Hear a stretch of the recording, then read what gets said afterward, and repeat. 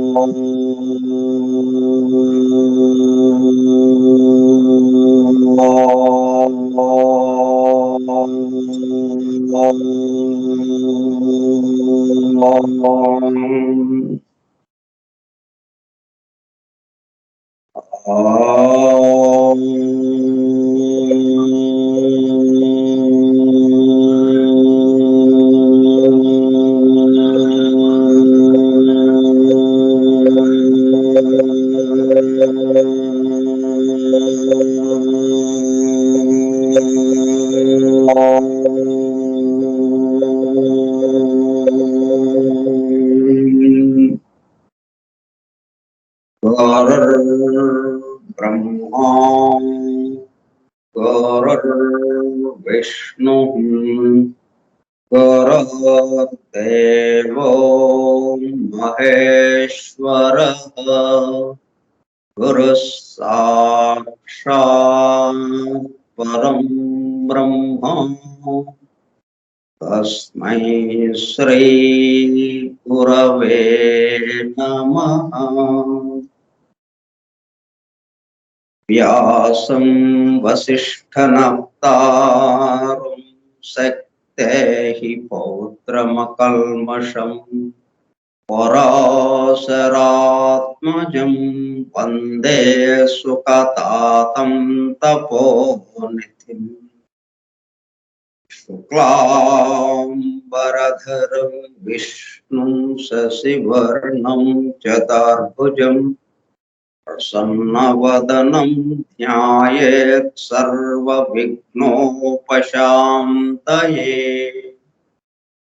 अगज आननपद्मार्कं गजाननमहर्निशम् अनेकदं तं भक्तानाम् एकदन्तमुपास्महे।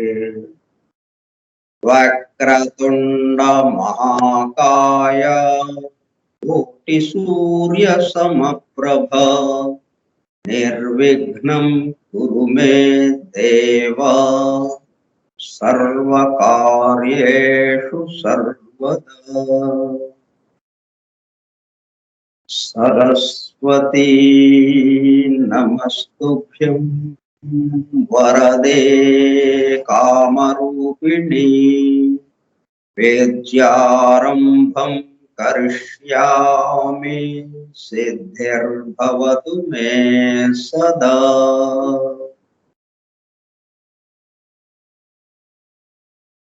ॐ भूर्भुवः स्वः ॐ तत्सवितुर्वरेण्यं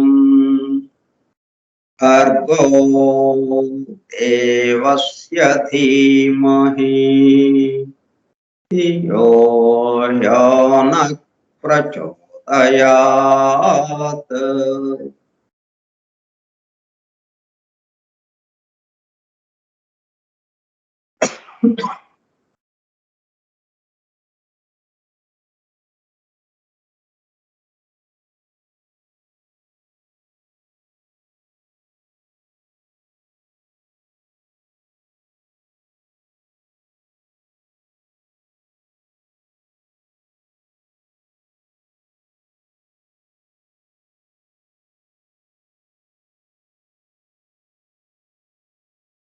वासुदेवा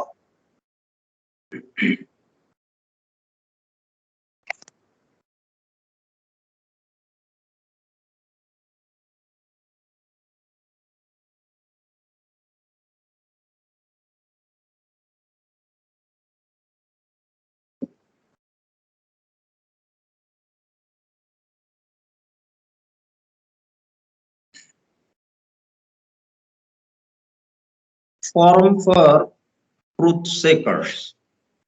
సత్యాన్వేషకుల బృందం. ఏ టెక్స్ట్ బుక్ ఆఫ్ థియోసఫీ, దివ్య జ్ఞాన ప్రబోధిని. గ్రంథ పఠనము మరియు అధ్యయనము కార్యక్రమము. 30వ పాఠము 8/11/2021 సోమవారము సాయంత్రం 4:30 గంటలు. దివ్య జ్ఞాన ప్రబోధిని స్కైప్ గ్రూపులో సుదూర ప్రాంతాలలో ఎవరింట్లో వారు హాయిగా విశ్రాంతి తీసుకుంటూ ఏకకాలంలో ఒకేసారి ఏమి చేస్తున్నాము? వింటున్నాం. ఏమి వింటున్నాము? 1888 సంవత్సరంలో, అనగా దాదాపు 133 సంవత్సరముల క్రితము, the synthesis of science, religion and philosophy, శాస్త్రము, మతము మరియు తాత్వికతల సమన్వయ రూపముగా పరమ గురువులు సమస్త మానవాళి ఆధ్యాత్మిక అభివృద్ధి కొరకు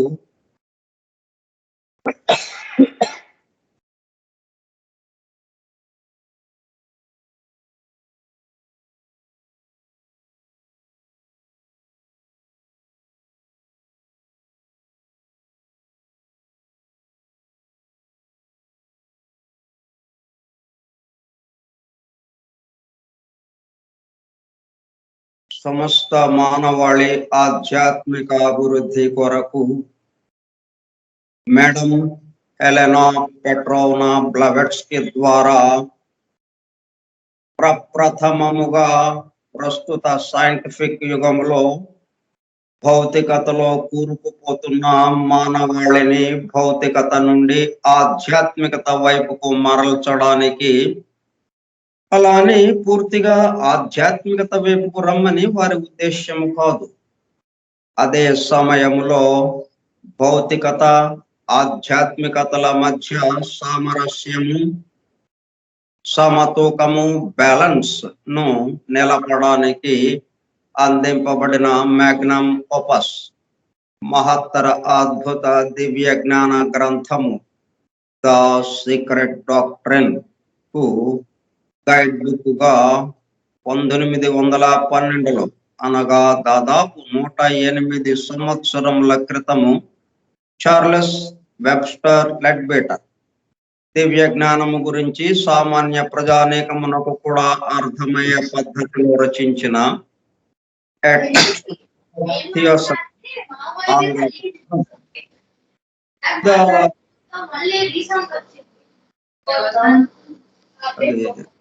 ఆడియో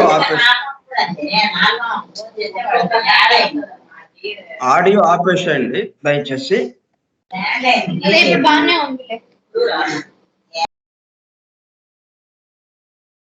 ద థియోసాఫిక్ సొసైటీ అంతర్జాతీయ అధ్యక్షులుగా పనిచేసిన శ్రీ జనరాజదాస గారి ఆజ్ఞతో శ్రీ గుంటూరు వెంకట సుబ్బారావు గారిచే దివ్య జ్ఞాన ప్రబోధిని పేరుతో ఆంధ్రీకరింపబడి 1942 సంవత్సరంలో, అనగా దాదాపు 80 సంవత్సరముల క్రితము, అడయారులోని ద థియోసాఫికల్ పబ్లిషింగ్ హౌస్ వారి ద్వారా ముద్రింపబడి తెలుగు భాష మాట్లాడే ప్రజలకు, మేధావులతో సహా సామాన్య ప్రజానీకము దివ్య జ్ఞానము గురించి అవగాహన, అండర్స్టాండింగ్ చేసుకుని దానిలో తెలిపిన విషయములను తమ నిత్య జీవితంలో ఆచరణలోనికి తెచ్చుకొనుటకు వీలుగా అందుబాటులోనికి వచ్చిన గ్రంథ రాజమును ఫోరం ఫర్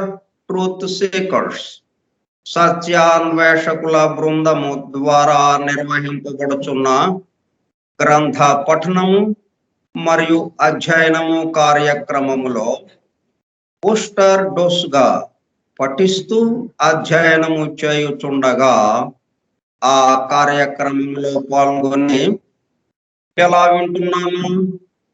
అత్యంత శ్రద్ధాసక్తులతో చెవియొగ్గి వినుచున్న, అనగా ఒళ్ళంతా చెవులు చేసుకుని వినుచున్న ప్రియ సోదర శ్రోతలందరకు నమస్కారం.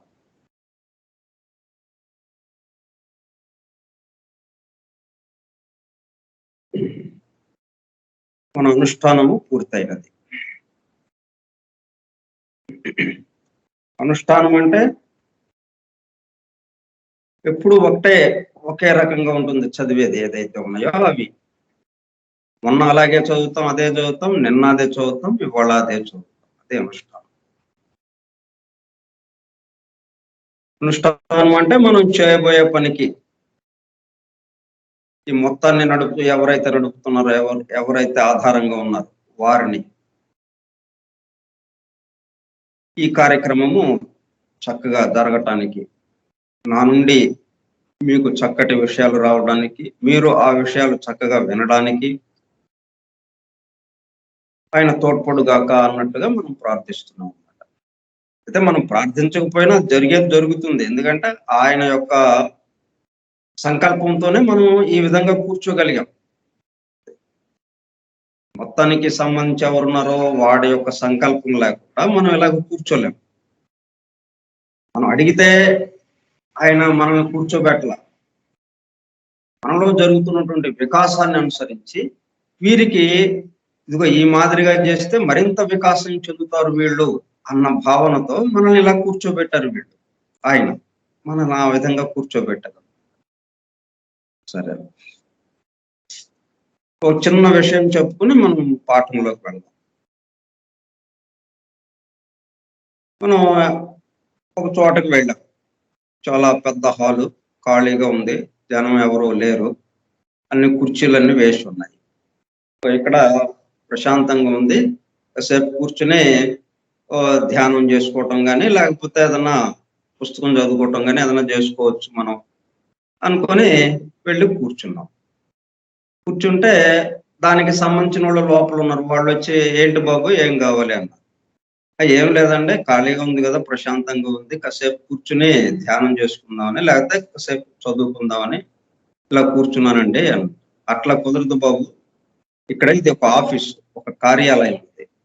ఇక్కడ పనిచేసే వాళ్ళు కొంతమంది ఉంటారు. దీని నుంచి సేవలు పొందేవాళ్ళు, సేవ చేయటం కోసం కొంతమంది ఇక్కడ ఉన్నారు. వాళ్ళ నుంచి సేవలు పొందటానికి, ఉదాహరణకి మీ సేవ అనుకుందాం. మీ సేవ అంటే కరెంటు బిల్లులు, మరి అన్ని సమస్తం ఈ ప్రభుత్వానికి చెల్లించవలసినటువంటి అన్ని కూడా వాళ్ళ దగ్గర చెల్లింపబడుతుంటాయి. వాళ్ళు చెల్లించుకుంటారు. ఇక్కడ ఆ పనిలో వాళ్ళు ఉన్నారు.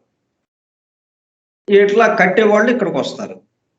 మీకు ఏదైనా పని ఉంటే మీరు కరెంటు బిల్లు ఏదైనా కట్టాలా, ఇంకేదైనా అమౌంట్ పే చేయాలా దేనికన్నా, అయితే ఇక్కడ కూర్చోండి, లేకపోతే మీరు దయచేసి బయటకు వెళ్ళండి అంటారు. అంటే అక్కడ ఎవరికైతే పని ఉందో వాళ్ళనే అనుమతిస్తారు. పని లేకుండా దర్జాగా కూర్చోడానికి అనుమతించరు. సో అక్కడ ఎవరుంటారు? ఇద్దరే ఉంటారు. పని చేసేవాళ్ళు, అంటే ఇతరులకి ఆ సేవ చేయటానికి సిద్ధంగా ఉన్నవాళ్ళు, ఆ సేవను పొందటానికి వచ్చేవాళ్ళు ఒకళ్ళకొకళ్ళు. అట్లాగే ఈ సృష్టి కూడా, సృష్టిలో ఇద్దరే ఉంటారు. సృష్టి కోసం పనిచేస్తున్న వాళ్ళు, ఆ సృష్టిలో ఉన్నవాళ్ళు, ఆ సృష్టి కోసం ఎవరైతే పనిచేస్తున్నారో వాళ్ళ ద్వారా వాళ్ళకి కావాల్సినవి పొందటం. ఈ రెండు విభాగాలే ఉంటాయి. ఖాళీగా అక్కడ కూర్చుందాం అన్న విభాగం ఉండదు. అయితే మళ్ళీ ఈ విభాగంలో మళ్ళీ రెండు విభాగాలు మనలోనే ఉంటాయి. కొంచెం మళ్ళీ కొద్దిగా లోతుకు వెళితే మనలో ఇచ్చేవాళ్ళము ఉంటాము, తీసుకునే వాళ్ళము ఉంటాము. ఆటో డ్రైవర్ ఉన్నాడు, ప్రయాణికులను ఎక్కించుకుని తిప్పుతుంటాడు రోజంతా. మరి వాడికి ఆహారం ఇదంతా కావాలి, తిండి, బట్ట, కూడు, గుడ్డ ఇవన్నీ కావాలి. మరి ఈ పెట్రోల్, మరి బండికి కావాల్సిన మెయింటెనెన్స్, బండి నడవటానికి కావాల్సిన పెట్రోల్, ఇవన్నీ వీటికి సంబంధించినవి కావాలి. అవన్నీ మళ్ళీ ఆయన దగ్గర లేవు కదా, వేరే వాళ్ళు అతనికి ఇవ్వాలి. కాబట్టి అక్కడేమో తీసుకుంటున్నాడు, ఇక్కడేమో ప్రయాణికులను ఎక్కించుకోవడం ద్వారా ఇస్తున్నాడు. అట్లా మనం ప్రతి వాళ్ళం కూడా తీసుకోవటము, రిసీవింగ్, గివింగ్ రెండు ఒకళ్ళలోనే ఉన్నాయన్నమాట. సృష్టి మొత్తం ఆ విధంగా కూర్పు చేయబడింది. అంటే పరస్పర సహకారము అవసరం ఇక్కడ. కాబట్టి దీన్ని ఏమైనా చేయాలంటే మనం తీసుకునేటప్పుడు కృతజ్ఞతతో, ఇచ్చేటప్పుడు వారికి మన ద్వారా వాళ్ళకి చేయటానికి మనకి అవకాశం ఇచ్చారన్న కృతజ్ఞత. మొత్తం మీద థ్యాంక్స్ గివింగ్ తో ఈ మొత్తం వ్యవహారం నడవాలి.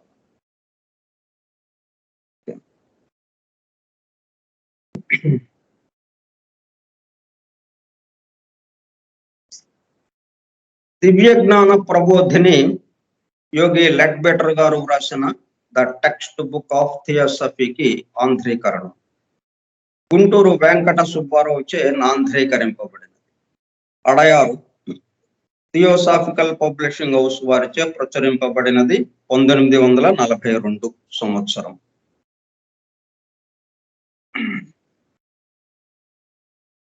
ప్రారంభ వాక్యం. అది నిరంతరము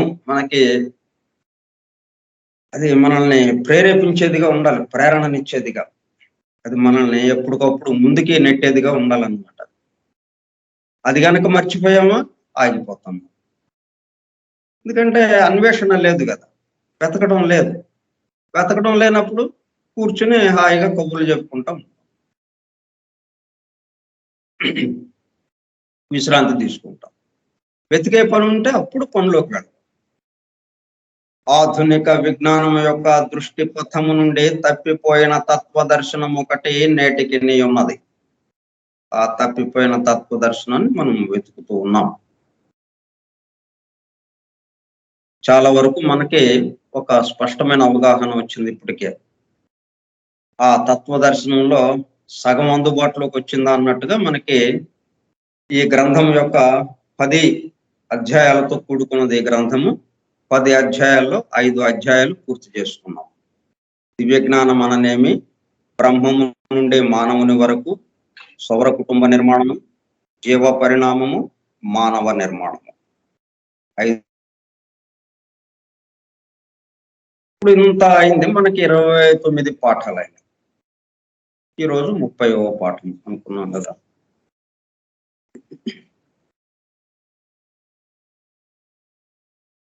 మరి ఈ 29 పాఠాల్లో మనం చెప్పుకున్న దాంట్లో ఏదైనా కానీ ఒకటి కాకుండా అనేకము అన్నది ఉన్నదా? మనకి అనేకం ఉన్నాయి, కానీ మొత్తం కూడా ఎలా తయారైంది? ఒకటే. ఆ వన్నెస్ ప్రతి దాంట్లోనూ ఉంది, రూపంలోనూ ఉంది. ఆ రూపానికి చైతన్యంగా అయినటువంటి ఆ యుగో, ఆ జీవాత్మ, అది దైవాంశకి సంబంధించిందే. రూపము దైవాంశకి సంబంధించింది. దైవాంశకి సంబంధం లేనిదంటూ ఈ మొత్తంలో ఎక్కడైనా మనకు కనపడిందా? ఒకసారి ఆలోచించండి. ఒకటే నడుస్తూ ఉన్నదా? దాన్ని మనం గుర్తుపెట్టుకోవాలి. అప్పుడు నెమ్మదిగా మనం వన్నెస్ లోకి రావడానికి అవకాశం ఉంటుంది. ఎందుకంటే ఈ కూర్పు తెలిస్తే ఇట్లా ఉంది కాబట్టి మనం ఇంకా ఇట్లాగా ప్రవర్తించాల్సిన అవసరం ఏముంది, ఇంకా మనకి ఉండదు అన్నట్టుగా వస్తుంది. మనం ఇట్లా ఎందుకు ప్రవర్తిస్తున్నాం? మనం అనేకత్వం అన్నట్టుగా, భిన్నత్వం అన్నట్టుగా, ఒకరికొకటి సంబంధం లేదు అన్నట్టుగా మనం భావిస్తూ దానికి తగ్గట్టుగా మన ఆలోచనలు, మన పనులు ఇవన్నీ జరిగిపోతున్నాయి. ఇవన్నీ ఎందుకని వచ్చినాయి? దీని ఒక కూర్పు తెలియలే మనకి. అనేకత్వమే కనిపిస్తుంది మనకి, దానికి ఒకటి సంబంధం లేనిదే కనిపిస్తూ ఉన్నది. కాబట్టి అనేకత్వంలో ఉండిపోయాం. కానీ మనకి కూర్పు తెలిసింది. దివ్య జ్ఞానము బోధించే ప్రథమ పాఠం మనకి అన్నమాట. ఆ వన్నెస్ ని, అంటే ఆ కూర్పుని మనకి తెలియజేస్తాం. ఎట్లా వచ్చిన ఈ లోకాలని. ఉదాహరణకి సౌర కుటుంబ నిర్మాణం గురించి మనకి అందుబాటులో ఉంది కాబట్టి దాన్ని చెప్పారు. మొత్తం విశ్వం యొక్క నిర్మాణము వాటి జోలికి వెళ్ళకుండా శాంపిల్గా, నమూనాగా సౌర కుటుంబ నిర్మాణం ఎలాగుంటుంది, ఆ నిర్మాణం జరిగిన తర్వాత దాంట్లో కార్యకలాపాలు ఎలాగుంటాయి, ఇవన్నీ మనకి చెప్పుకుంటా వచ్చారు. ఈ మొత్తం చూసినప్పుడు 3 జీవ ప్రసారాలు చూసాం. మొదటి జీవ ప్రసారంతో 7 లోకాలు తయారైంది. అంటే 7 లోకాలు వేరు పదార్థంతో తయారైందా? ఒకే పదార్థము స్థితులు మారుతూ వచ్చింది.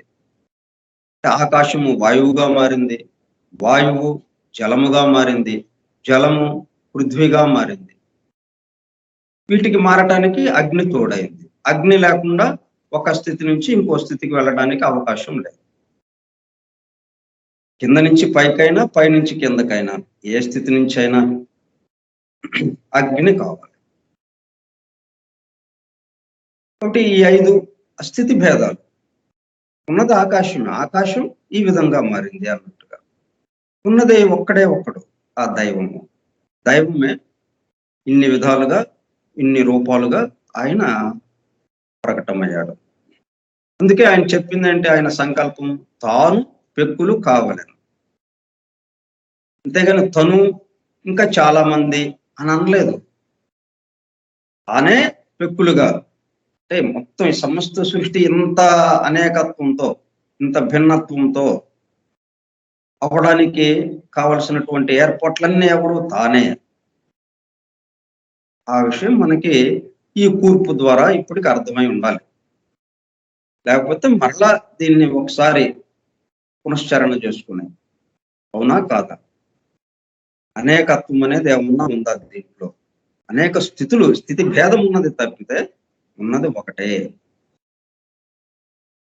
ఒకటే ఉన్నప్పుడు ఇంకా మనలో మనం వేరుగా అనుకోం కదా మనం. మన దేహం వరకు మనం పరిమితం అయ్యాం. ఓకే.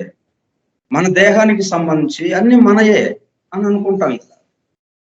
ఇప్పుడు మనం ఒక విశ్వ పురుషుడుగా ఇవన్నీ మనయే అన్నట్టుగా రావాలన్నమాట. కూర్పు తెలుసుకోవడం అందుకు సీక్రెట్ డాక్టర్ మనకి ఇచ్చింది.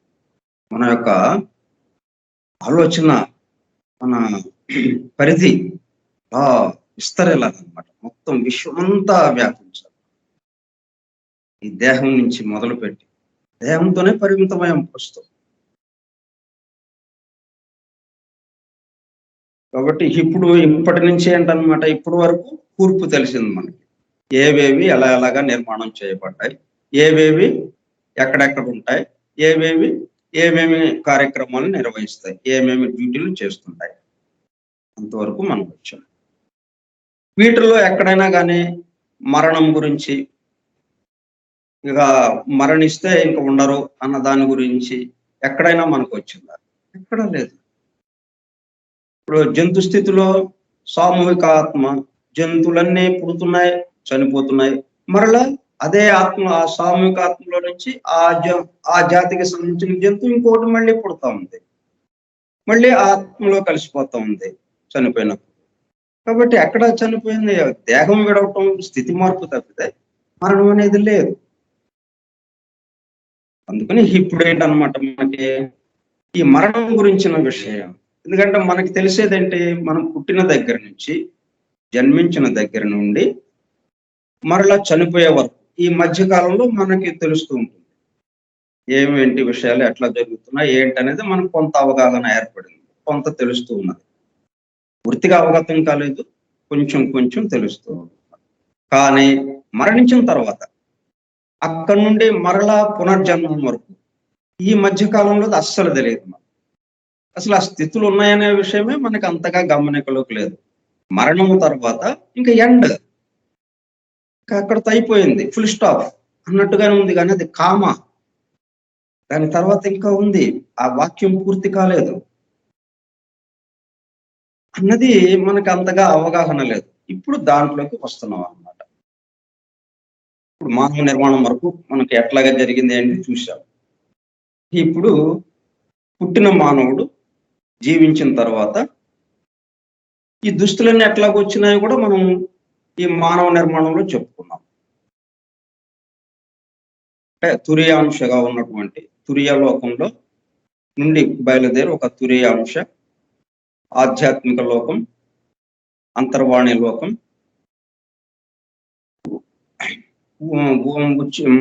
మనకి ఊర్ధ్వ మానసిక లోకం, ఈ 3 లోకాల నుంచి కొద్ది కొద్దిగా ఆత్మ, బుద్ధి, మనస్సు అనే విషయాలని తీసుకుని ఈ ఆత్మ, బుద్ధి, మనస్సు యొక్క కలయికగా జీవాత్మ ఒకటి ఏర్పడింది, ఈగో ఒకటి ఏర్పడింది. అది వెలుగు రూపంలో ఉంది. అది మరి దానికి ఒక రూపం కావాలి, అదే దానికి ఒక ఉపాధి కావాలి, అది పని చేసుకోవాలంటే. మనం పని చేయాలి అంటే ఏం కావాలి? ఉపాధి కావాలి. నేను మాట్లాడుతున్నానంటే ఆ మాటలు రావడానికి కావాల్సిన ఉపాధి దేహం కావాలి. దేహం లేకపోతే, నోరు లేకపోతే మాట ఎక్కడి నుంచి వస్తుందో? లేదు. అట్లా ఉపాధి కావాలి. ఆ మనసులో ఆలోచన ఉంది. ఏం చెప్పాలి? ఏం మాట్లాడాలి? ఇవన్నీ ఉన్నాయి. కానీ అది వ్యక్తం అవ్వడానికి నోరు కావాలి. నోరు కావాలంటే మరి ఉపాధి కావాలి. దేహం కావాలి. ఈ దేహం లేకపోయినా ఆలోచనకి మనస్సు ఉంటుంది. కానీ మనస్సు వ్యక్తీకరింపబడాలంటే దేహం కావాలి. ఉపాధి కావాలి. అందుకని కారణ శరీరం. ఉత్తమ మానసిక లోకంలోని పదార్థంతో కారణ శరీరం తయారు చేసుకుంది. బాగుంది అక్కడికి. ఇక అక్కడి నుంచి కిందకి దిగినప్పుడు నీచ మానసిక లోకంలో మానసిక శరీరాన్ని, కామలోకంలో ఉన్న పదార్థంతో కామ శరీరాన్ని తయారు చేసుకుని ఈ స్థూల ఉపాధిలోకి దిగింది. ఎందుకు? దాని కర్తవ్యం ఏంటి? ఈ స్థూల ఉపాధిని మనం అనేకత్వంగా భావిస్తున్నటువంటి ఈ దేహాత్మ ఏదైతే ఉన్నదో, ఈ జంతు ఆత్మ, విడిపడినటువంటి జంతు ఆత్మ స్థూల ఉపాధిగా మనకి వచ్చింది. ఇప్పుడు దాన్ని తీసుకెళ్ళి ఆ ఏకత్వ అనుభూతులు వన్నెస్ లోకి తీసుకువెళ్ళాలి. అది మన కార్యక్రమం. ఎందుకంటే దీన్ని జంతు స్థితి దాకా తెచ్చింది ఎవరు? రెండవ ప్రసారం. ఎక్కడ మొదలెట్టి ప్రథమ భౌతిక వర్గం, మొత్తం 7 వర్గులుగా అది తీసుకొస్తా ఉంది కదా. ప్రథమ భౌతిక వర్గు, సూర్యాత్మ వర్గు, చంద్రాత్మ వర్గు, ఖనిజ వర్గు, ఔషధి వర్గు, జంతు వర్గు. 6 వర్గుల వరకు దాని పని పూర్తి చేసుకుంది. అలా క్రమక్రమంగా అనేక రూపాలని తయారు చేసి ఆ రూపాలకి తాను చైతన్యమై ఆ రూపాలని వికాసం చెందిస్తూ, అభివృద్ధి పరుస్తూ, పరిణామంలో పరిణమింపజేస్తూ జంతు స్థితి దాకా తీసుకొచ్చి ఆ జంతువు సామూహిక ఆత్మ నుంచి వ్యక్తిగత ఆత్మలోకి వచ్చేటట్టుగా చేసింది. అంతవరకు దాని పని అయిపోయింది. ఇప్పుడు దాన్ని వన్నెస్ లో, ఎందుకంటే ఇక్కడ వచ్చేటప్పటికల్లా ఏమైంది? పూర్తిగా డిఫరెన్షియేషన్, డ్యుయాలిటీ వచ్చేసింది. మొత్తం అనేకత్వంలోకి వచ్చేసాం మనం. దీన్ని తీసుకువెళ్ళి వన్నెస్ కి తీసుకురావాలి. ఇది జీవాత్మ యొక్క కర్తవ్యం. ఈ విధంగా కూర్పు ఇలాగా ఉంది. అయితే ఇలాగ చేయడంలో ఒక్కసారిగా అయిపోదు. మనం మురికి పట్టిన వస్తువులను, మురికి పట్టిన బట్టల్ని ఒక్కసారి బండకేసి బాదంగానే మురికిపోదు కదా. మళ్ళీ బాదాలి, మళ్ళీ బాదాలి. అట్లాగే ఎన్నో జన్మలు, ఒక్కొక్క జన్మలో కొంత ఎక్స్పీరియన్సెస్, అనుభవాలు, ఆ అనుభవ సారంతో కొద్దిగా వికాసం. అట్లా క్రమక్రమంగా ఆ వికాసం చెందుతూ సూర్యుడే మనకి ఎట్లాగా ఉదయం అయినప్పుడు చల్లగా ఉన్నట్టుగా ఉంటుంది. దాన్ని నేరుగా చూడగలుగుతాం. ఇక క్రమక్రమంగా ఏమవుతుంది? మిట్ట మధ్యాహ్నానికి మండిపోతున్నట్టుగా తెల్లటి వెలుగుగా వచ్చేస్తుంది. మొత్తం రోజు మొత్తంలో అత్యధిక ప్రకాశవంతంగా ఉన్నదిగా ఉంటుంది. నేరుగా చూడలేము, కళ్ళు పైకి చూడలేము సూర్యుడు. అట్లా అంత వికాసానికి తీసుకొస్తుంది అనమాట అది. ఈ విధంగా కూర్పు ఉంది. ఇక ఇప్పుడు ఈ మానవుడు, ఈ మానవుడికి ఏమేమి దుస్తులు ఉన్నాయన్నమాట. మానవుడు అంటే ఈగో, జీవాత్మ, వాడిని మానవుడు అంటాం. వీడికి ఉన్న దుస్తులు 3 ఉన్నాయి. ఈ 3 దుస్తులతోనే పైకి రావటం, కిందకి దిగటం, ఆ దుస్తుల్ని వదిలేయటం, మరలా తన శాశ్వతమైన దుస్తు ఒకటి ఉంది, కారణ శరీరం. దాంతో ఆ ఉపాధితో కొన్నాళ్ళు ఉండటం, మరలా కిందకి దిగటం, మరలా స్థూల ఉపాధిలోకి రావటం, అక్కడ కొంతకాలం పనిచేయటం, ఆ అనుభవ సారాన్ని తీసుకుని ఆ దుస్తులను వదిలేసి మరలా కారణ శరీరంలో, కారణ లోకంలో, ఆ ఉత్తమ మానసిక లోకంలో కొన్నాళ్ల పాటు ఉండడం. ఈ విధంగా జరుగుతూ వస్తుంది అన్నమాట. ఇప్పుడు ఈ మరణం నుంచి మరలా పునర్జన్మ వరకు ఏంటి జరుగుతుంది ఈ మధ్య కాలంలో? అది కూడా మనకి కొంత అవగాహన వస్తే అప్పుడు మనం జీవించే జీవనంలో కొంత మార్పు కలుగుతుంది అన్నమాట. దాన్ని తెలుసుకోవడం ద్వారా ఈరోజు మరణానంతర స్థితి గురించి తెలుసుకుందాం.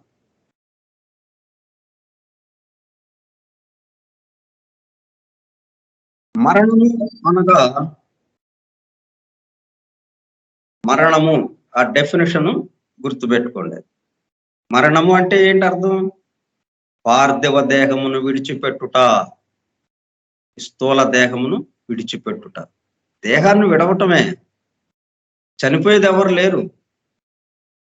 దేహాన్ని విడవటం అంటే దేహంలో అప్పటి వరకు ఉన్నాడు ఎవడైతే ఉన్నాడో వాడు కంటిన్యూ అవుతున్నాడు. వాడు ఎక్కడికి పోలా. వాడేం చేశాడు? స్థూల దేహంతో పనులు చేసుకున్నాడు. పనులు చేసుకుని ఆ పని పూర్తి అయిపోయింది అనుకున్నాడు ఈ జన్మకి. ఈ జన్మకు కావాల్సినటువంటి కర్మ ఫలాలను అనుభవించాడు.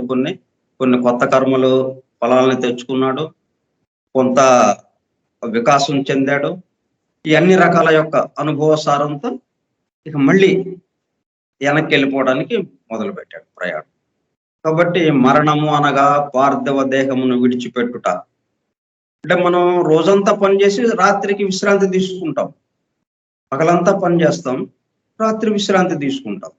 అట్లాగే ఈ జన్మంతా ఒక 70 సంవత్సరాలు 80 సంవత్సరాలు పని చేశాం. పని చేసి ఇక అలసట వచ్చింది. విశ్రాంతి కోసం మరలా మనం మన క్యాంప్ ఆఫీస్ ఉంది కదా, ఉత్తమ మానసిక లోకంలో, కారణ లోకంలో మన కారణ శరీరంతో అక్కడ ఉంటాం. ఇక అక్కడ క్యాంప్ ఆఫీస్ లో కొంతకాలం రెస్ట్ తీసుకుని మరలా పని ప్రారంభించడానికి ఉదయం లేచి నిద్ర మళ్ళీ వచ్చినట్టుగా. ఇప్పుడు పార్థివ దేహము మరణము అంటే ఏంటి? ఇక పని చేసి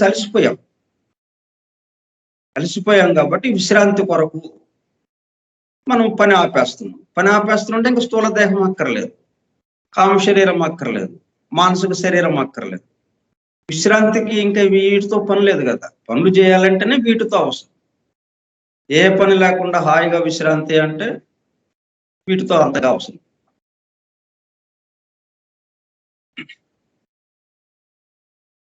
మరణమనగా పార్థివ దేహమును విడిచిపెట్టుట. మనుష్యుడు ధరించిన యంగీని తీసివైచుటకును, మరణమున జీవాత్మ పార్థివ దేహమును విడుచుటకును భేదము లేదు.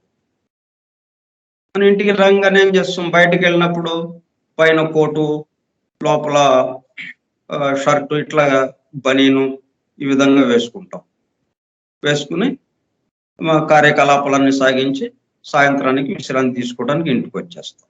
ఇంటికి రాగానే అదే డ్రెస్తో ఉంటాం కదా, మనం వాటన్నిటిని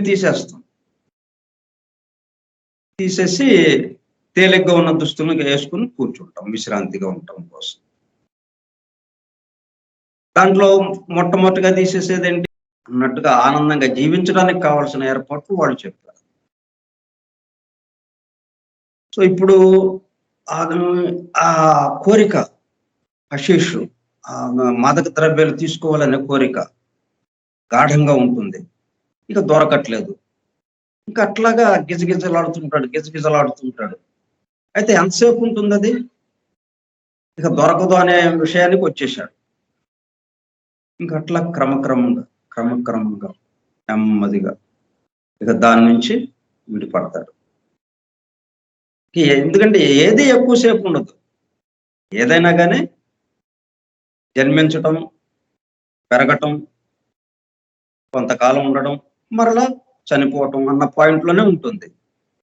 శాశ్వతంగా అనేది ఒక దైవంకి సంబంధించింది తప్పితే మిగతా ఏవి శాశ్వతం కాదు. అట్లాగే ఈ బాధ కూడా ఇక క్రమక్రమంగా అణిగిపోతుంది. అది ఇంకా ప్రశాంతంగా ఉంటాడు. అది అక్కర్లేని స్థితిలో ఉంటాడనమాట. ఇంకా దాంతో అటువంటి ఏవేవైతే ఉన్నాయో అవన్నీ అణిగిపోయిన తర్వాత అప్పుడు కామ శరీరం రాలిపోతుంది. కాబట్టి ఆ పుట్టిన వేగం అడగిపోవు వరకును కామ శరీరంలో నివసించింది. కాబట్టి మన ఇంటికి త్వరగా వెళ్ళాలి, పని అయిపోయింది. మనం ట్రాఫిక్ జామ్ లో ఇరుక్కుంటే ఏమైంది? ఇంటికి వెళ్ళి హాయిగా విశ్రాంతి తీసుకునేవాళ్ళం. లేకుండా ఇక్కడ గంటలు ట్రాఫిక్ జామ్ లో ఇరుక్కుపోయాం. ఎంత బాధగా ఉంటుంది మనకి. వెంటనే వెళ్ళిపోయి హాయిగా ఇంట్లో శుభ్రంగా స్నానం చేసి భోంచేసి పడుకునేవాళ్ళం హాయిగా. పని అయిపోయింది, పని చేయటానికి ఏం లేదు, ఈ విశ్రాంతే. ఏది? ట్రాఫిక్ జామ్ లో ఇరుక్కుపోయాం. అట్లాగా ఈ కామ శరీరంలో ఇరుక్కుపోతున్నాం. ఎప్పుడు ఈ స్థూల దేహంలో ఉన్నప్పుడు, స్థూల ఉపాధిలో ఉన్నప్పుడు మనం గాఢతగా ఇటువంటి విషయాలన్నీ, ఇటువంటి అలవాట్లు, ఇటువంటి ఆలోచనలు ఉన్నప్పుడు ఇక్కడ కామ శరీరంలో ఇక జామ్ అయిపోయినట్టుగా ఇంకా అలాగా అది అణిగిపోయేదాకా అక్కడ ఉండాల్సిందే. ఆ ట్రాఫిక్ క్లియర్ అయ్యేదాకా మనం ఆ ట్రాఫిక్ జామ్ లో ఉండాల్సిందే కదా. ట్రాఫిక్ క్లియర్ అయితేనే కదా మనం ముందుకు వెళ్ళటానికి. ఇట్లా ఉంటుందన్నమాట. సో మనం ట్రాఫిక్ జామ్ లో ఇరుక్కోకుండా ఉండడం అనేది మనం దాన్ని ఆ ఏర్పాటును బట్టి మనం బయలుదేరేటప్పుడే కొంచెం జాగ్రత్తగా ఆలోచించి ఎటు నుంచి వెళ్తే మనకి ట్రాఫిక్ జామ్ లో ఇరుక్కోకుండా ఉంటాం, త్వరగా ఇంటికి చేరతాం అన్న ప్లాన్తో వెళ్ళిపోవాలి. అట్లాగే ఇక్కడ కూడా మనం కామ శరీరంలో ఎక్కువ కాలం ఉండక్కర్లేదు. ఎందుకంటే మనం విశ్రాంతి తీసుకునేది కామ శరీరంలో విశ్రాంతి తీసుకోము, మానసిక శరీరంలో విశ్రాంతి తీసుకోము. విశ్రాంతి తీసుకునేది ఎక్కడ? కారణ లోకంలో, అంటే ఉత్తమ మానసిక లోకంలో, కారణ శరీరంలో. అక్కడ కారణ శరీరంతో ఉన్న అక్కడ మనం విశ్రాంతి తీసుకుంటాం. కాబట్టి మనం ఎక్కడికి వెళ్ళాలి, వెంటనే ఎంత త్వరగా వెళితే అంత మంచిది, అంత హాయిగా విశ్రాంతి తీసుకోవచ్చు. అది ఇక్కడ ఇరుక్కోకుండా మనం త్వరగా వెళ్ళాలి. ఎలాగా అంటే స్థూల దేహంలో మనం మన అలవాట్లు, మన ఆలోచన విధానం, మన జీవన విధానం, మన ఆహారపు అలవాట్లు ఇవన్నీ సరి చేసుకోవడానికి మనం ప్రయత్నించాలి. కాదండి ఇలాగే ఉంటామంటే పోయేస్ ఎవరు ఏమన్నారు. మీరు బాధపడేది మీరు కదా, మేం కాదుగా బాధపడేది. ఎవరైతే ఆయా విధంతో ఉంటారో, ఆ విధానంతో ఉంటారో అలాగే బాధపడతారు. మీరు బాధపడకుండా ఉంటాం. ఇప్పుడు మనకి డైవర్షన్ బోర్డు ఉంటుంది, అవతల ఎక్కడో గొయ్యి తవ్వుతున్నారు, మనకి వెహికల్ వెళ్ళదు. అందుకని అక్కడ ఏం పెట్టారు, డేంజర్ అని చెప్పి డైవర్షన్ అని చెప్పి పెడతారు, బోర్డు పెడతారు. మనం ఏంటి వెళ్ళేది, మేము ఇటే వెళ్తాం అంటే ఓకే, ఎవరేమంటారు, వెళ్ళి గోతిలో పడతాం, అంతే కదా. మళ్ళీ వెనక్కి రావాల్సిందే, తప్పదు.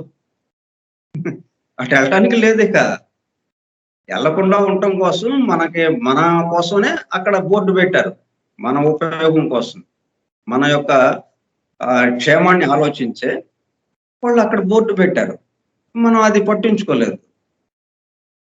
కాబట్టి ఇటువంటి విషయాలు మనం జాగ్రత్తగా వింటుంటే ఏమవుతుందంటే మనం మన ఆలోచన విధానంలో కొంత మార్పు రావడానికి వీలవుతుంది. అప్పుడేంటి, కామ శరీరంలో ఎక్కువ కాలం ఉండక్కర్లా. ఎందుకంటే మనం వెంటనే వెళ్ళి కారణ శరీరంలో విశ్రాంతి తీసుకోవాలి. కాబట్టి ట్రాఫిక్ జామ్లో ఇరుక్కోకుండా వెళ్ళిపోతాం. జీవితంలో తాను ఈ ఐహిక జీవితంలో అనుభవించిన భావముల వల్లను, కామముల వల్లను పుట్టిన వేగము అడగిపోవు వరకు కామ శరీరంలో నివసించి అది ఒక రోజులోనే అయిపోవచ్చు, కొన్ని సంవత్సరాలు పట్టవచ్చు. అంత ఇదిగా చాలా హాయిగా ఏమాత్రం జీవితాన్ని చాలా రిలాక్స్డ్గా, దేనికి పట్టుబడకుండా జరిగిందని జరిగింది అన్నట్టుగా జరుగుతున్న దాన్ని గమనిస్తూ వాడు జీవితాన్ని గడిపాడు. వాడికి ఏముంది, ఒక్క రోజులోనే వెళ్ళిపోయాడు. వాడికి ఏం కోరికలు లేవు, ఇట్లా ఉండాలని లేదు, అలా ఉండాలని లేదు, ఇలా ఉండకూడదు అని లేదు. ప్రశాంతంగా జీవితం గడిపాడు. నాకు ఇది కావాలి అన్నది లేదు, చేయి చాచటం లేదు, చేయి ఇంకా ఇతరులకు ఏమి ఇద్దామా అన్న భావంతో జీవితాన్ని గడిపాడు. తనకి సంబంధించి తనకి చేతనైనంత వరకు ఏమైనా చేయగలమా అన్నట్టుగానే జీవితాన్ని గడిపాడు. అంటే ఏం లేదు, ఇక ప్రశాంతం అయిపోయింది. కామ శరీరంలో ఇంకా అక్కర్లేదు, ట్రాఫిక్ జామ్ లేదు, వెంటనే వెళ్ళిపోయాడు, కామ శరీరం వదిలేసాడు అంతే. ఎందుకంటే కామ శరీరము, మానసిక శరీరం వదిలితే గాని అప్పుడు మనం విశ్రాంతి తీసుకోవడానికి వీలు కాదు. మనం హాల్లో నుంచి ఆ డైనింగ్ రూమ్ లోకి వెళ్ళాలి, ఆ డైనింగ్ రూమ్ లో భోజనం చేయాలి, అప్పుడు కదా బెడ్రూమ్కి వెళ్తాం విశ్రాంతి తీసుకోవడానికి. అట్లా అన్నట్టుగా ఆ వేగము అడగిపోయినప్పుడు రెండవ మరణము సంభవించి కామ శరీరము కూడా రాలిపోయి, చూడండి ఇప్పుడు మొదటి మరణం ఏంటనమాట, పార్థివ దేహాన్ని విడిచిపెట్టడాలే ఇవి, ఏం లేదు.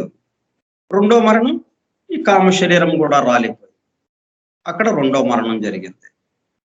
జీవుడు నీచ మానసిక లోకంలో మానసిక శరీరంతో ఉన్నట్లు తెలుసుకుంది.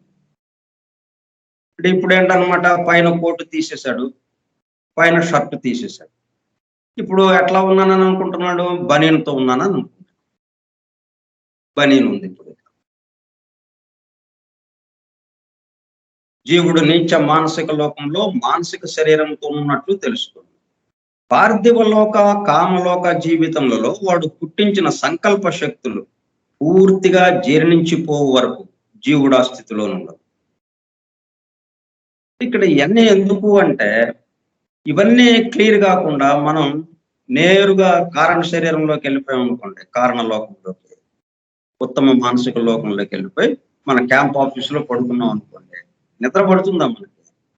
ఈ కామ శరీరం కోరికలు, మానసిక శరీరంలోని ఆలోచనలు, వీటితో మనకి నిద్ర పడుతుందండి?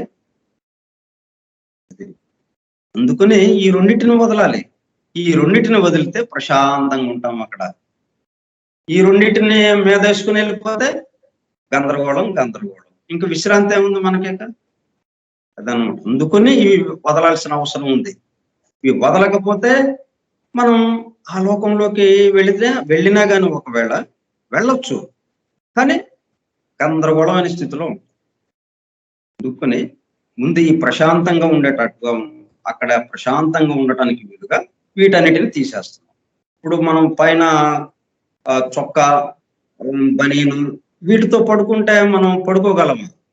చెమటలు బట్టి ఉక్కపోసి గందరగోళం అయిపోతాం. అందుకని అవన్నీ తీసేస్తేనే హాయిగా ప్రశాంతంగా ఉంటుంది కదా. అట్లాగే ఈ కామ శరీరము రాలిపోవాలి, మానసిక శరీరము రాలిపోవాలి. అంటే ఆలోచనలు కానీ, సంకల్పాలు కానీ, వాటికి ఈ కోరికలు తోడవటం కానీ ఏం లేకుండా. అంటే 3 మరణాలు అన్నమాట మనకి. మొదటి మరణం పార్థివ దేహాన్ని విడిచిపెట్టడం, రెండవ మరణము కామ శరీరము రాలిపోవటం. అక్కడ విడిచిపెట్టడం ఏం లేదు. ఎందుకని? ఇక్కడ చూడండి తేడా. అక్కడేమో పార్థివ దేహము విడిచిపెట్టుట అని అన్నాడు, ఇక్కడేమన్నాడు? కామ శరీరము రాలిపోవుట అంటున్నాడు. ఎందుకని? పార్థివ శరీరాన్ని, ఈ స్థూల దేహాన్ని మనం తయారు చేసుకోలేదు, మనం దాంట్లోకి ప్రవేశించాం. అందుకని దాన్ని విడిచి వచ్చేసాం. ఒక ఇల్లు అద్దెకి వచ్చాం ఇంట్లోకి, ఆ ఇల్లు పని అయిపోయింది, ఇల్లు ఖాళీ చేసి వెళ్ళిపోయాం అన్నట్టుగా అనమాట. అంటే నీ ఇల్లు మనం నిర్మించలా, ఎవరిదో ఇల్లు అన్నట్టుగా. కానీ ఇక్కడికి వచ్చినప్పటికల్లా కామ శరీరాన్ని మనమే నిర్మించుకున్నాం కాబట్టి రాలిపోవాలి. ఇక అది ఉండకూడదు, మనం నిర్మించుకున్నాం కాబట్టి. పార్థివలోక, కామలోక జీవితంలో వాడు పుట్టించిన సంకల్ప శక్తులు పూర్తిగా జీర్ణించుకో వరకు జీవుడు ఆ స్థితిలో ఉండదు. అక్కడ మానసిక లోకంలో, మానసిక శరీరంతో తరువాత నా 3వ శరీరమును కూడా విడిచిపెట్టి మరి ఒకసారి నిజలోకములో కారణ శరీరమున వసించు జీవాత్మయ్యి ఉండును. ఇప్పుడు ఫ్రెష్ అయిపోయాడు, తను ఒక్కడే కదా, తన మీద ఉడుపులేం లేవు, హాయిగా ఉన్నాడు అనమాట. ఏదో చిన్న లుంగి కట్టుకున్నాడు, అంటే కారణ శరీరం అన్నట్టుగా అయిపోయింది. మానసిక శరీరం కూడా రాలిపోయింది. ఎందుకని? వాటి యొక్క కామ సంకల్పాలు, ఆలోచన సంకల్పాలు ఇవన్నీ కూడా నెమ్మదిగా అణిగిపోయినాయి. ఇక ఆలోచించడానికి ఏం లేదు. ఇప్పుడు ఎంతసేపు ఆలోచిస్తాం? మొదట్లో అంటే చాలా చాలా విషయాలు ఉంటాయి కాబట్టి అవన్నీ గుర్తుకు తెచ్చుకుంటూ ఆలోచిస్తాం. 2 రోజులు అయింది, 3 రోజులు అయింది, 4 రోజులు ఒకే చోట ఉన్నాం, ఇంకెక్కడ ఎటు లేదు. ఇంకేముంది? ఆలోచనలు ఆగిపోయింది. మనం అప్రయత్నంగా ధ్యాన స్థితిలోకి వెళ్ళామా అన్నట్టు అయిపోతుంది. కోరికలు లేవు అన్నట్టుగా అయిపోతుంది. కాబట్టి అప్పుడు ఈ మానసిక శరీరం కూడా రాలిపోతుంది. ఎందుకు రాలిపోతుంది? అది తను కట్టుకున్నది కాబట్టి, తను నిర్మించుకున్నది కాబట్టి. నీచ మానసిక లోకంలో ఉన్నటువంటి పదార్థంతో ఆ నీచ మానసిక శరీరాన్ని వాడు తయారు చేసుకున్నాడు కాబట్టి అది కూడా రాలిపోయింది. కాబట్టి పార్థివ దేహం ఏమో తల్లి, కాబోయే తల్లి గర్భంలో అది తయారైంది, అది ఇవ్వబడింది. దాంట్లోకి మనం ప్రవేశించాం. కాబట్టి దాన్ని విడిచిపెట్టాం. ఇవి వచ్చేటప్పటికల్లా రాలిపోవటం. ఎందుకంటే మనం కట్టుకున్నామయ్యి, మనం తయారు చేసుకున్నాం. మనం తయారు చేసుకున్న దాన్ని రాలిపోయేదాకా చేసాం. అది ఉంటే మళ్ళీ చాలా ప్రమాదం. అవి కామాన్ని, కోరికల్ని ప్రేరేపిస్తూనే ఉంటుంది. దాన్ని విడిచి మనం పక్కకు వెళ్ళామనుకోండి, అది ఊరుకుంటుంది. అదే మనతో సంబంధం ఉన్నది అది. అది ఎంత దూరంలో ఉన్నా ఆ కామ శరీరం ఒక చోట, ఈ జీవాత్మ ఒక చోట ఉన్నాడు అనుకుందాం. కానీ ఆ కామ శరీరం ఏం చేస్తుంది? వీడితో ఉన్న అలవాటు కదా, 70-80 సంవత్సరాలు కలిసి జీవించింది. అందుకనే దాని యొక్క ఆలోచనలు, ఆ కోరికలు అవన్నీ కూడా వీడి మీద ప్రభావం చూపిస్తూ ఉంటాయి. అందుకని కామ శరీరము రాలిపోయేదాకా ఉండాల్సింది. అట్లాగే మానసిక శరీరము రాలిపోయేదాకా ఉండాల్సింది. అంటే ఏమాత్రము ఆలోచన, ఏమాత్రము కోరిక, ఈ రెండు లేని స్థితి. ఆలోచన, కోరిక లేని స్థితి అత్యద్భుతమైన శాంతిగా ఉండే స్థితి అన్నమాట. అది కారణ లోకంలో, అంటే ఉత్తమ మానసిక లోకంలో ఈ జీవాత్మ కారణ శరీరం అనే ఉపాధిలో హాయిగా ఉంటాడు. అదే అంటే కొంత పగలంతా ఏం చేశాడు ఈయన? ఇక్కడ కిందకు వచ్చాడు.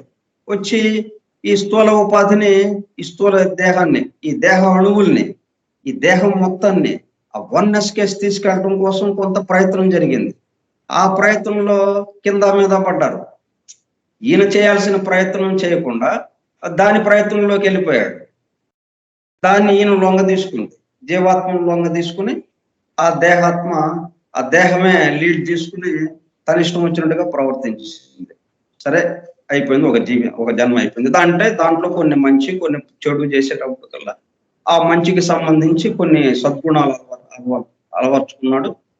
దానివల్ల కొద్దిగా వికాసం. సరే, అదేదో అయిపోయింది. ఒక రోజు పని అయింది. అంటే ఒక జన్మ అయిపోయింది. ఇప్పుడు మళ్ళీ కిందకు వచ్చి ఆ దేహానికి సంబంధించి, అంటే అది ఎక్కడికి పోదు, మళ్ళీ అవన్నీ కూడుకుంటాయి.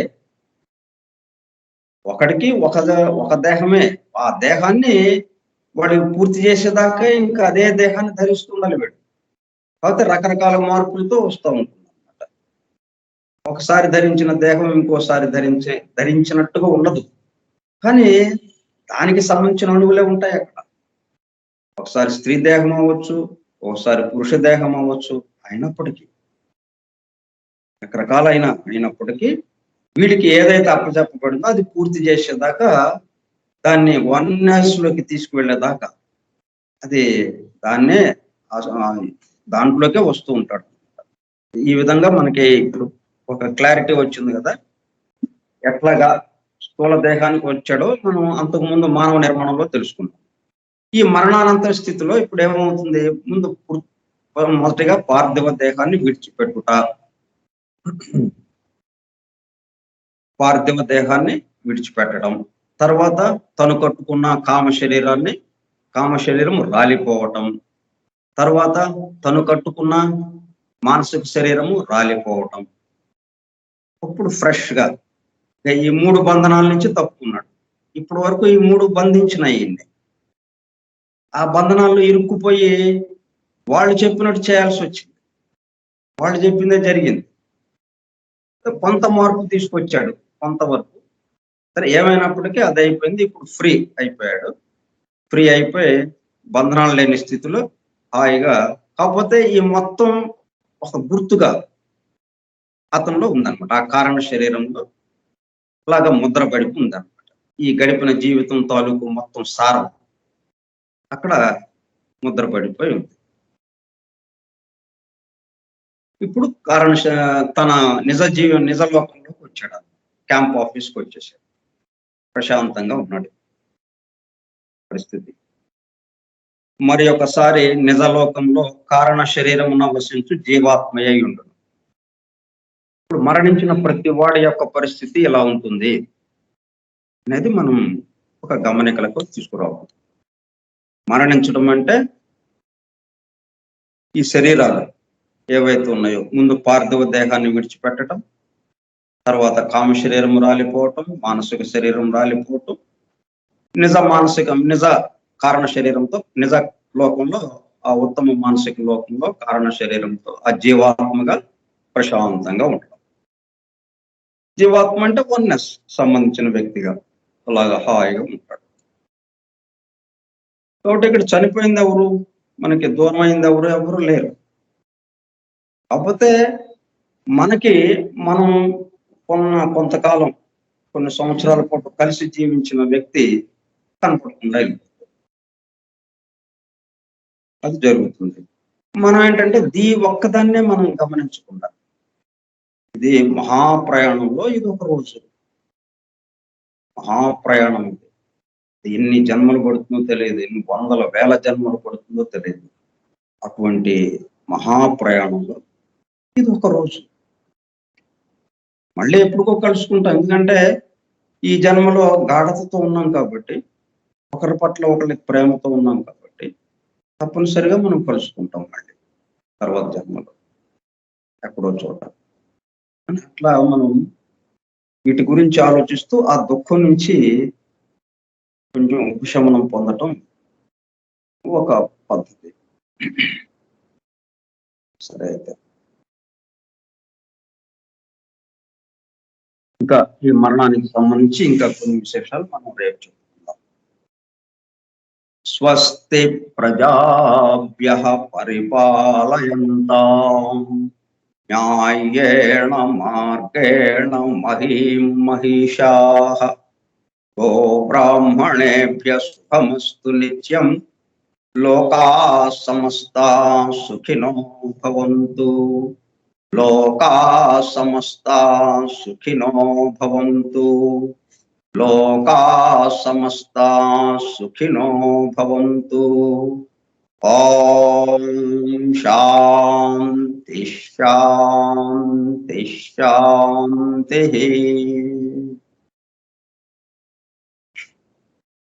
అందరికీ ధన్యవాదములు. మనం ఎప్పుడూ కలిసే ఉంటాం.